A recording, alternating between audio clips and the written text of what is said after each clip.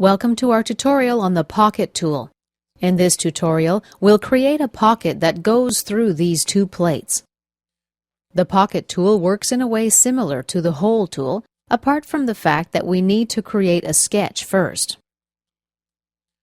Let's expand Part 6 and double-click on Part Body. Now deselect everything. Activate the Sketch tool. Click on this face. Use the Profile tool and create an appropriate profile for a pocket. Something like this.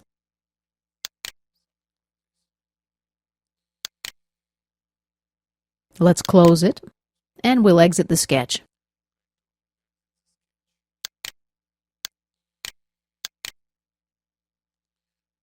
Now double-click on Product 1 and we're back to the Assembly Design workbench. Now we're going to activate the Pocket tool, and as you can see, even though I've clicked on it, no definition windows have appeared. Let's check CATIA's message bar. It says that we need to select a profile or an existing pocket. Let's select the profile we just created, and the Assembly Features definition window opens. Up top here we have a list of parts possibly affected. We're going to select parts 1 and 6 and click down. Both of these parts move to the affected parts list.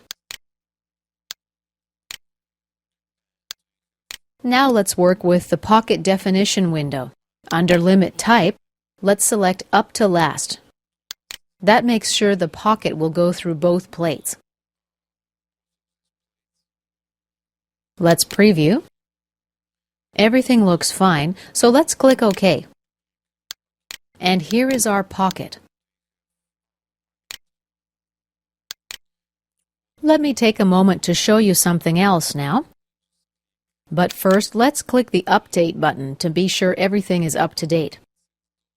OK, Part 6 doesn't have any constraints. Let's grab the compass and we'll drop it on this part. Now we move the part. Let's click Update.